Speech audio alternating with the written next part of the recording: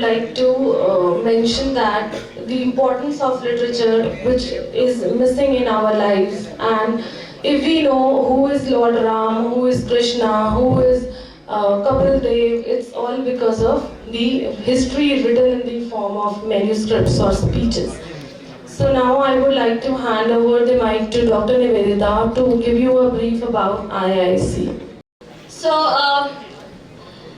till the time someone is coming to get my presentation connected here, I'll just introduce to you about the Institution Innovation Council. I think I have already spoken a lot in the earlier days of our induction program. So, Institution Innovation Council is an initiative of Ministry of Education. The ministry, which was earlier known as Ministry of HRD. So this is under that Ministry of Education that a new structure, new platform has been created for in the name of Institution Innovation Council, and the purpose of this is to leverage upon the students' ability for entrepreneurship, venture, and innovation. So this is the prime focus and the objective of having this IIC.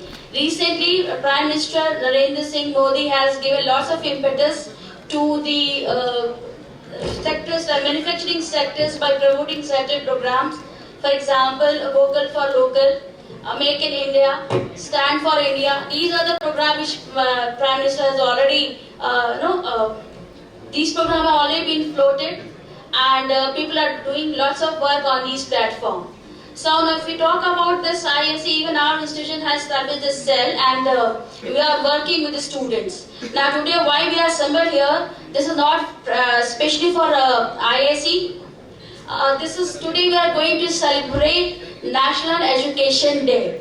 And this is under the purview of two cells here. One is the NSS and other is IIC.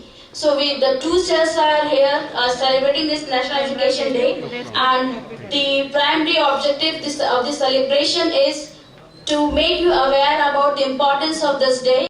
So, as I said, that this is our effort to celebrate National Education Day, and here I am going to speak something on about this particular day. So.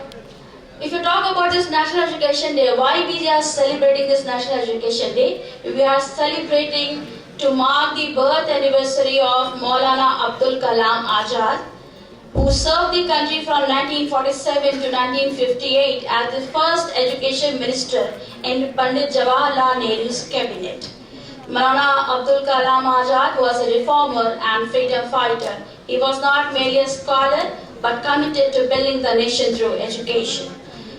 If we talk about the particular day, in 2018, it was decided that we are going to celebrate November 11, the birthday of Maulana Abdul Kalam Azad, as National Education Day without declaring it a national holiday. Lots of activity pertaining to education institution are organized every year to commemorate the day.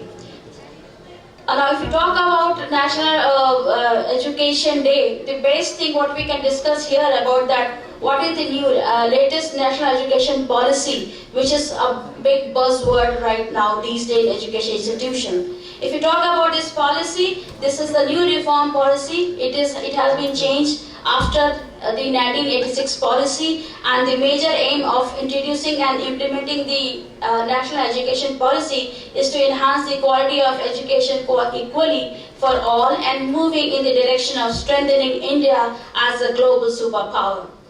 Now, if you talk about key features of NAP, I'm not going to read it much detail, but what I would like to focus here, that the emphasis is to promote the regional language or mother tongue, and therefore, as per the NEP, instruction up to class 5th will be in their regional language or the home language. And apart from this, you know that all higher education institutions have to follow common examination for entrance. And The other thing is that your examination may be more on your knowledge aspect rather than your understanding aspect. I mean, what is the practical approach of your understanding that will be accounted more when it comes to your examinations concerned.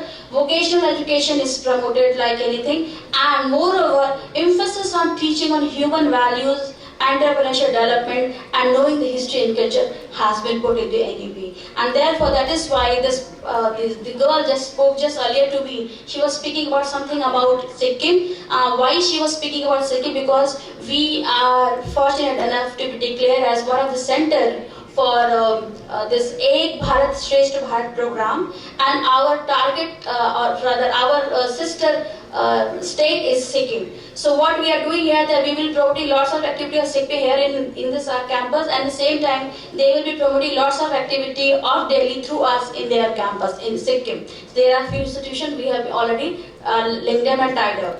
So this is the key feature of NEP. Rest all you're knowing it, that how it has been changed. I'm not going to deal in detail. The other policy, the other thing which I am supposed to discuss here, that is National Innovation and Startup Policy 2019. So whenever we are going to celebrate this National Education Day in 2021, I will be focusing on two policies. One was the NEP, that is National Education Policy 2020, which I just spoke. And the other policy is the National Innovation Startup Policy 2019 for students and faculty in higher institutions. Now, what this policy say, that it has been launched since 11 September 2019 by the Ministry of Human Resource Development, and then it is instrumental in leveraging the potential of students' problem solving and entrepreneurial mindset, and promoting a strong intra and inter-institutional partnership. See, India is one country which has a huge population, and that is why we are a big consumer market. And at the same time, also, since we are a developing nation, lots of area there we are really required to work together. And therefore, the NISP, that is National Innovation and Startup Policy, is very much effective in making things true and making India a global superpower. And how it is helping it is providing a system, an ecosystem where students can really go into the problem of the common masses, and they can really innovate and design a product, a solution, which can later on be patented, which can later on be developed in a business model, which can later on attract angel investors and can develop into a big product. So this is how the system is changing. And if you talk about why we are talking about NISP, recently because of Startup India activity, we have seen that we develop lots of startup companies, they come up like anything. But unfortunately, most of the startup companies, if you surprise that almost 55% of startup failed in the very initial stage. And they failed because of they did not able to get the required fund. And why they were not able to get this fund? Because they were not able to pitch their business to the investors. So that is why it is very important to understand that yes, we can have certain plan, but if at all we are not planning it accordingly, if at all we are not able to pitch to the required investor, we are going to fail it. So what are those points that where the investors are interested? If you talk about any investor, you come up with any plan, you design a model, and then you also have to think that what the market demand is. Are your product or solutions which you have created are viable enough, right? Are going to be acceptable enough? Are feasible? These are three key questions which you need to answer when you're coming to any business problem. So because most of the startup, they fail on these three key parameters, they were not able to pitch to the investors. So whenever you are coming up with a plan, please make sure that you are targeting these 3 points, that it is viable, feasible and acceptable. Right. So seeing this, the failure of these startups, that is why the NISP was formulated in 2019, seeing a number of failures of startups. And again, this is the key feature here is that they are now putting lots of emphasis on the higher education system to create an ecosystem wherein innovation and startup activity can really be upgraded or it can be harnessed.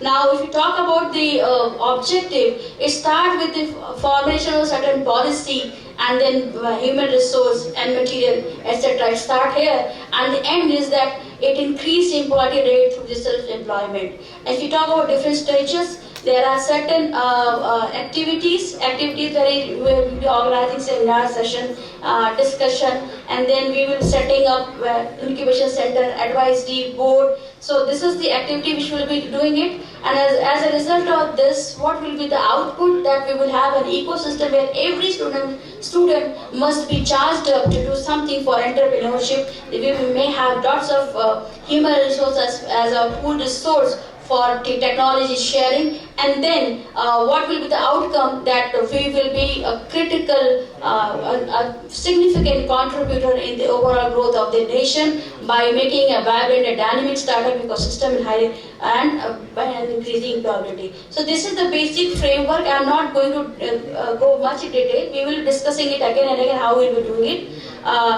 What are the thrust area of this NISP? If you're talking that you have to strategize this, you have to develop norms of faculty and students, and then you can have incubation center, and then you have IP ownership rights for technology developed higher education, for which you will be having certain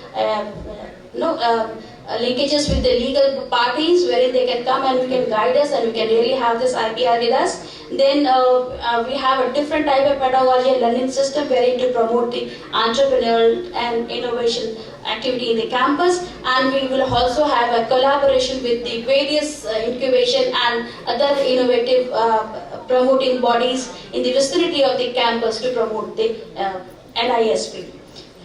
Now, so what is the NISP's feature?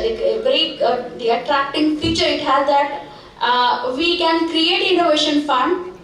We have already created innovation fund wherein 1% of the total budget of the institution will be allocated to develop this ecosystem. For the students who are really into having their own startup, having their own venture, they may be allowed for a semester break. 2% to 9.5% of equity or stake in startup or company budget can be leveraged upon. Complete ownership of IPR by the student or the faculty if they are not using any facility of the institution can be owned. And then services offered by institution in lieu of equity, fee waived or zero payment model. So these are the features of the prime features of the NISP. Now if you talk about the after implementation, you can see the stats that 4,000 plus ecosystem enablers are engaged in the process of NISP. Some 2,550 education already adopted NISP. 2,600 faculty from higher education received training. 700 plus higher education are in the process of formatting innovation and startup policy in their higher educations, and 400 plus higher education already formulated this policy in their system. Now, if you talk about college, we have already formulated this policy here, and you can always visit our website and you can see what the policies say. And if you talk about the institute, we have already have a pre-incubation center in the campus where you can really come and use these facilities. The facility is already listed here, and you can always use this for upgradation of your any startup thing which is there in your mind.